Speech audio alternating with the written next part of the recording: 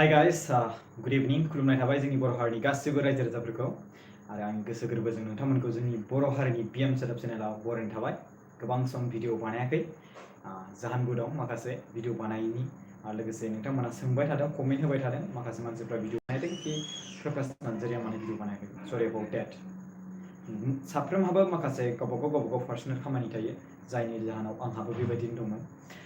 लोगोफोर आं दिनै नोंथांमोननि सिगाङाव बेखौनो बुंनो सानो जोंनि बर' हारिनि गेजेराव गोबां माखासे पलिटिकेलनि इसु जागासिनो दङ। अके, स' बे पलिटिकेलनि इसुखौ लानानै आं दिनै माखासे बाथ्रा सावरायनो सानदों नोंथांमोनजों। अके, लोगोफोर थांनाय बावैसो दिनावहाय जोंहा प्रमद बर' सारा माखासे कमेन्ट्स होदोंमोन, जों बिनि बागैबो माखासे बाथ्रा सावरायगोन। बाट आङो जिखिनि जोंनि BTAD एरियायावहाय दा नैबे BTCनि इलेक्सन जागासिनो दङ बा जानो थांगासिनो दङ, बेयावहाय जिखिनि दावराव दावसि नुदों आं बेखौ साउथ इन्डियाननि मुभिफ्रावसो नुदोंमोन। रायजो राजाफोर जे इलेक्सन देरहानो थाखाय एमपियानो जा MLAयानो जा जियानो सिट, नङा होमबा, बे सिटखौ देरहानो थाखाय गावनि फिसाज्लाखौ सोरखौबा गुन्दानि जेनेबा फिसाज्लाफोर जेनेबा जायखौ गावनि फिसाज्लाफोरखौ MP बानायनो थाखाय MLA बानायनो थाखाय जि गावनि गोहो बोलोजों जे नाजायो, गावनि माने गुन्दागारि आखुजों जिखिनि जेरैखिबाबो देरहाथारगोन आरो माने पाब्लिकआ बिथांनि थाखाय भट होगोन होआ बेखौ साना, जिखिनि हक माने बिथाङा देरहाथारगोन आरो मानसिखौ बुथारनानैब्लाबो, गावथारनानैब्लाबो, दाननानैब्लाबो, नङा होमबा, दंखि होनानैब्लाबो। थिग बेबायदिनो जोंनि BTAD एरियायावहाय नुनो मोनगासिनो दं रायजो राजाफोर। नोंथांमोना नुगोना नुवाखै? आंथ' बे दाख्लैबावैहाय मोनसे सावगारि नुदोंमोन जे ओरैबायदि गोदोनाखौ हमख्रबलायनो नागिरनाय, बेखौ फिल्माव माने गुन्दा एक्टिंआव बिराद फसायदां बेखौ, मिथिबायना?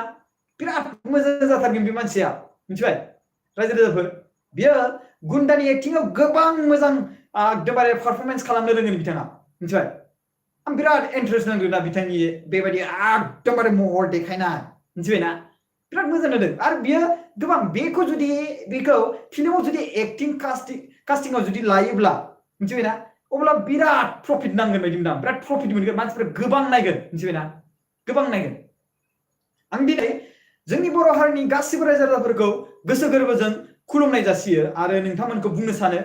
नोंथांनियाव मेलेम दङ साननो हनाय, गुबुनखौ दानाय।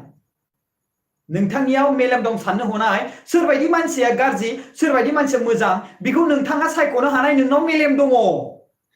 आंनावबो दं, नोंथांनावबो दङ। गुबुना जिखियानो बुङा मानो बुंथों,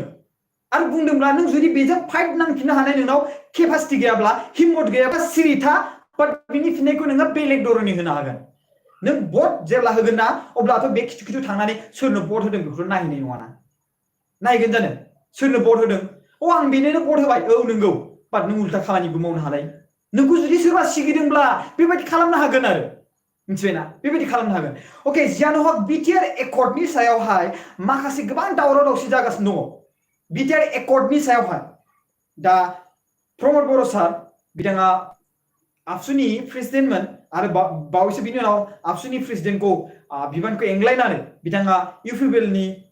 माने प्रेसिडेन्ट जाहैबाय, नङा होमबा, UPPL पार्टिनि। अके, पलिटिकेलाव हाबबाय। दा बेखौ लानानै गोबां माखासे मानसिफ्रा दावराव दावसि जादों। आं बे बाथ्राखौ बुंनो सानदों, गोसो गोरबोजों बुंनाय रावखौ बुजि आरो दिमागजों बुंनाय रावखौ बुजि। गोसोजों बुंनाय रावखौ बुजि आरो दिमागजों बुंनाय रावखौ बुजि। आरो बे बाथ्राखौ बुजिनो हानाय नोंथांनाव मेलेम दङ, साननो हानाय मेलेम दङ। बयनोबो समान मेलेम होदों। सोरबायदि मानसिया माबायदि बाथ्रा, माबायदि डाइरेक्सनै बाथ्राखौ बुंदों, माबायदियै बाथ्राखौ बुंदों, बिनि थाखायनो नोंथांमोना दायो माखासे बाथ्रा बुंगासिनो दङ। डेभेलपनि गोनांथि। स' नोंथांमोना नुदों डेभेलपआ बेसेबांखिनि जादों, मिथिबायना? नोंथांमोना नुदों डेभेलपआ बेसेबांखिनि जादों आरो डेभेलपआ बेसेबांखिनि जायाखै। नोंथांमोना नुगोना नुवाखै? नुदोंना? स' बेखिनियावनो आं बेखौ बुंनो सानो, BTAD एकर्डआव जिखिनि मोनदों बा BTC एकर्डआव जिखिनि मोनदों बेखौ नोंथांमोना नुनो हागोन। आरो एखेयाव गोबांनो बिनि माने दफायाव जे एग्रिमेन्टआवहाय बेयाव लिरनाय रोखा दङ। आरो बिनि गेजेराव नोंथांमोनखौ एक्सप्लेनेसन होनो गोनांथियानो गैखाया, जायफोर गोरों गोरा। आरो बैफोर गोरों गोराफ्रा मोनफ्रोमबो गामियाव दायो दंसै। बिथांमोना मिथिं दावथिंफ्राव जेब्लाबो गामियाव मोनफा मोनफा पुर्णिमा अमाबैसानि मिटिं बायदिसिना जायो नङा होमबा सोरबा माबा मोनसे हाग्रा दाननाय मा दाननाय बा माबा मोनसे लामा खोनाय बेफोरबायदि मिटिं दावथिं जायो बेफोरावहाय रायजो राजाफोरनि माखासे गोरों गोरों गथ'फोरा बिसोरनो एक्सप्लेनेसन होनो हानाय गुन गियान दं आरो नोंथांमोना जुदि मोनथिथारनो लुबैदोंब्ला बिथांमोनखौ हांख्रायना लाबो बुं फंबाय ओरैबायदि जाबाय स' बेयावहाय मा एक्सप्लेनेसन दं जोंथ' फरायनाय लिरनाय गोरों गोरा नङा स' नोंथाङा बुंनानै होदो रोखा रोखायै स' बे बाथ्राखौ बियो बुंगोन बेयाव मा लिरनाय दङ आरो मोनसे गामियावहाय इउपिपिएल बिपिएफआथ' थाखागोन स' गासैखौबो साफा साफा सासे सासेल' दा लें गासैखौबो लेंनानै बुजिलायनानै बेवहाय डिसकास खालामनो हायो बे मोनसे लामा आं जिखुनु बे बाथ्राखौ खोनानानै गोबां दुखु मोनदों जोंहा दा माने चन्दन ब्रह्म सारा जे बिटिआर एकर्ड जायफोर जा माखासे सुबुंफोरा बिटिआर एकर्डआव जेबो गैया होनना बुंदों इट्स अके बिथांमोना नुवाखै बड'लेण्ड स्टेट जिखिनि नांगौमोन जोंनो जों मोनफुंजोबाखै बेनि गेजेरावहाय बिथांमोना बिनि थाखायनो बड'लेण्ड स्टेट गैयिनि थाखायनो बिथांमोना बुंदों जानांगौ कि बे बिटिआर एकर्डआव जेबो गैया बाट बिटिआर एकर्डआथ' जाना थांबाय बिटिआर एकर्डआ जानानै थांबाय दायो जोङो नेक्स्ट स्टेप बोरैहाय जोङो बड'लेण्ड स्टेटखौ मोननो हागोन जों बेखौ साननो नांसिगोन जोंनि दिमागा दायो जों गावजों गाव नांलाय खमलाय खालामनानै खुनु लोब्बा गैया दा पलिटिकेल दङ पलिटिकाव इमानदारै खामानि माव आरो देरहा जुदि जोंहा फर्मार चिफ BTAD नि जोंहा मिस्टार हाग्रामा महिलारिया जुदि मोजां खामानि मावदोंब्ला डेफिनेटलि रायजो राजाफोरा बिथांनो भट होगोन बेवहाय प्रमद बर' सारा जेसेबांखिनि होख्रा होख्रा बाथ्रा बुं बेयाव खामानि सोलिनाय नङा होमबा नंगौना नङा रायजो राजाफोर नंगौना स' बेवहाय जेसेबांखिनि होख्रा होख्रा गोदै गोदै बाथ्रा जेसेबांखिनि बुङा मानो बेवहाय प्रमद बर' सारनि बुंनाया जेब्लाबो बेवहाय लोब्बा जानाय नङा मानो होनोब्ला जुदि हाग्रामा महिलारि सारा जुदि खामानिखौ मावदोंब्ला नोंथांमोननि मेगन दङ नोंथांमोनाव मेगन दङ जे बे मेगना नोंथांमोननो देखायगासिनो दङ बेसेबांखिनि डेभेलप खालामदों बेसेबांखिनि डेभेलप खालामाखै आरो जुदि प्रमद बर' सारनि आरो हाग्रामा महिलारि सारनि गेजेराव फारागथिखौ नोंथांमोना नुगासिनोबो दंखायो सोर सासेया मोजाङै हेन्डेल खालामनो हागोन आरो सोरबायदि मानसिया हेन्डेल खालामनो हाया 17 years BTAD खौ खुंबोबाय बिनि गेजेराव जेसेबांखिनि डेभेलपमेन्ट जानांगौ नोंथांमोननि थाखाय नोंथांमोननि साननाय हिसाबै अब्ला बेसेबांखिनि डेभेलपमेन्ट जाखो बेखौ नोंथांमोना नुसै नुगोना नुवाखै नुदोंना स' बिनिखायनो आङो बुङो नोंथांमोनाव मेलेम दङ नोंथांमोनाव साननो हानाय गुन गियान दङ नोंथांमोना जुदि बुजियाबा इंलिश फरायनो रोङाब्ला बर'निबो लिरनाय दफा लिरनाय थख' थख' दङ आरो बर'नि रावखौबो एसेबां मोजां बुजायनो रोङाब्ला नोंनि न'आव गथ' गथाय दङ फरायनाय लिरनाय बिथांमोननिफ्राय नोंथांमोना बोसोन लानो हागोन बोसोन माने एक्सप्लेनेसन ओंथिखौ बुजियैखौ बोरै बुजिनो लानो हागोन मोजाङै थख' थख' गावनि गथ'फ्रा गावनि बिमा बिफाखौ मोजां थख' थख' बुंनानै फोरमायगोन आरो जायखौ नोंथांमोना मोजाङैनो बुजिगोन आं बेखौ सानो बेनो बेस्ट अपसन गुबुननिफ्राय ओरैनो जास्ट हेब्रे देब्ला बुजिनो नागारै डाइरेक्टलि गावनि न'खरावनो सोरबा BA हाई सेकेन्डारि फरायनाय गथ' गथाय दङ लें गावनि गथ'खौ आबा बा आइ ओरैबायदि लिरनाय दङ बेयाव मा बुजायदों सिरियासलि मा बुजायदों बेवहाय मा दं आरो बेवहाय आंनो खोन्थालाय BTC जेब्ला एकर्ड जादोंमोन बेयाव मा मोनमारदोंमोन बेखौ आंनो एसे फरायना खोन्थालाय दायो BTAD एकर्डआव मा मोनमारखो बेखौ आंनो एसे फरायना खोन्थालाय स' बेखौ जों मिथिनो मोनगोन दा बेवहाय गोबां दुखुनांथाव बाथ्रा कि BTAD एकर्डनि जाय माखासे इमप्लिमेन्ट स्टार्ट जाहांदों बा इमप्लिमेन्ट जाहांगासिनो दङ बेवहाय माखासे BPF नि माखासे माने मन्थ्रिफ्रा बेवहाय बाहागो लानो बा खामानिखौ मावनो स्टार्ट जायाखै बे बाथ्राखौ प्रमद बर' सारा कमेन्ट होदों आं बेखौ खोनानानै गोबां दुखु मोनदों बे BTAD एकर्डनि जिखिनि खामानि बे मावनांगौ दा इमप्लिमेन्ट खालामनांगौ बेजों सुथुर खालामनानै खुनु लाब गैया आरोना बे मोनसे एकर्ड जाना थांनाय नङा होमबा बे एकर्डनि खामानिखौ जों दानो मावाब्ला जों माब्ला मावगोन आरो जुदि सरकारानो जुदि बेखौ खामानिखौ मावनो होलायदोंब्ला जुदि प्रमद बर' सारा ओरैबायदि बाथ्रा बुंदों कि जेब्लासिम बे BPF पार्टिनि माखासे मन्थ्रिफोर थागोन एमपिफोर थागोन बे खामानिया होबथानाय जाबाय थागोन जेब्ला बिसिनि खामानि MP आरो मन्थ्रिफोरनि जेसेबांखिनि MLA फोरनि माखासे माबाफ्रा बिबानफ्रा जोबगोन अब्ला बे खामानिया जाफुंगोन बेबायदि बाथ्रा बुंनाय जादों प्रमद बर' सारनिया अब्ला बे बाथ्राखौ आं खोनानानै गोबां दुखु मोनदों माबोरै जाथावना बेखौ माबोरै पार्सनेलि लांखो जाय पलिटिकेल माने सिटखौ देरहानो थाखाय बे इलेक्सनखौ देरहानो थाखाय जे रायजो राजानि जिखिनि मोननायखौ बेखौ माइनास खालामनाय रिडिउस खालामलांनाय खामानिखौ मावालासिनो थानाय गोबां गाज्रि खामानि मावनाय जादों बिदिब्लाथ' रायजो राजाफोर नोंथांमोननि मथेब्ला माबायदि बाथ्रा बियो साननानै नायलाय बे जाय खामानि जे BTAD एकर्ड जानानै थांखाबाय बिनि खामानिखौ दा मावनांसिगौ दा बेखौ लानानै दा इलेक्सनखौ देरहानो थाखायनो BTAD आव जेबो गैया होनै दा WPT नि माखासे खामानि दा जोंहा WPD नि जा मन्थ्रि होनना बुंदों मा होनोमोनलाय चन्द्रन ब्रह्मखौ जोंहा प्रमद बर' सारा बुंदों WPD नि माखासे खामानिफोरखौ 1% बो मावनो गोसो गैया जाहैदों। बे बाथ्राखौ खोनानानै आङो गोबां दुखु मोनदों आरोना रायजो राजाफोर। दा नोंथांमोना मा सानो बे नोंथांमोननि गोसोनि खोथा।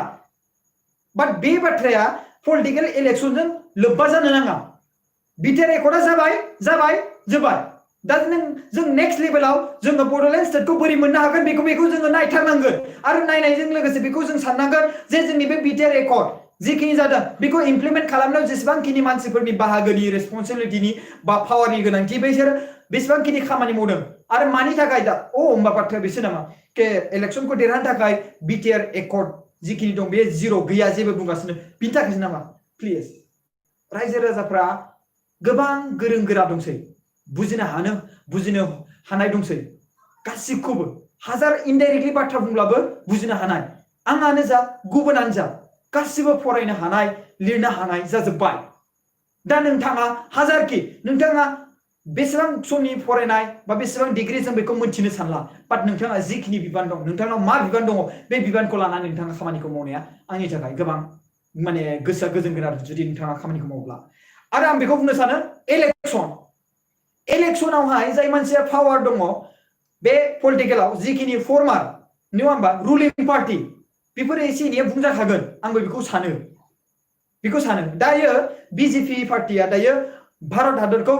दैदेनगासिनो दङ रुलिं पार्टी बिथांमोना स' बे हिसाबै बिथांमोनखौ गोबां माखासे सुबुंफ्रा पार्टीफ्रा दुसिगासिनो दङ बे बाथ्राखौ प्रमद बर' सारा गावनि गोसो गोरबोजों बुंनाय बायदि मोनदां बिनि आं कमेन्टखौ गोबां मोजाङै गोसो होनानै खोनासंदां मिथिबायना आं बिनि कमेन्टखौ गोबां गोसो होनानै खोनासंदां आरो बिनि गोसो होनानै कमेन्ट होनाय बिनि गोसो गोरबोजों कमेन्ट होनाय आं बेखौ गोबां मोजां मोनदों सिरियासलि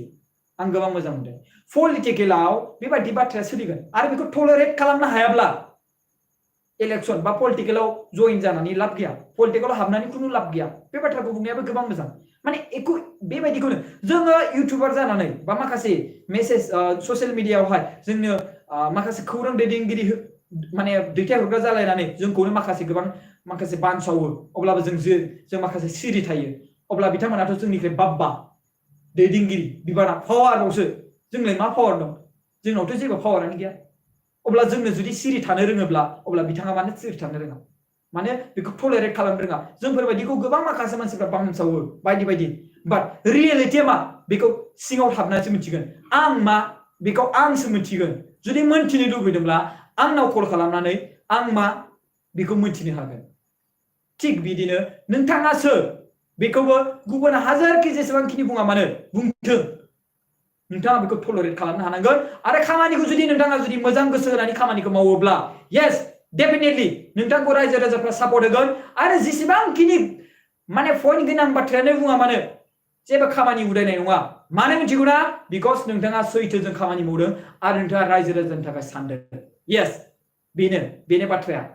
अरायबो सैथोआ देरहागोन मिथिबायना अरायबो सैथोआ देरहागोन आरो आं बेखौ बुंनो सानो बे जाय गोदोना सेकटेलायनाय बा न' थांलायनानै दमकि हैलायनाय थैनि लाला लिला खालामलायनाय बे अभार जाबाय नामा साउथ इन्डियानि फिल्माव जिखिनि एक्टिं देखायो बेखौसो कपि खालामथारबाय बायदि मोनदां एखेबारे बेबायदि आरोना थेंक इउ सो माच गाइस खुलुमनाय थाबाय जोंनि बर' हारिनि गासिबो रायजो राजाफोरखौ आरो मोजाङै सिमां नुथों गासिबो रायजो राजाफोरखौ आरो खुलुमनाय थाबाय थेंक इउ सो माच दसे टाइम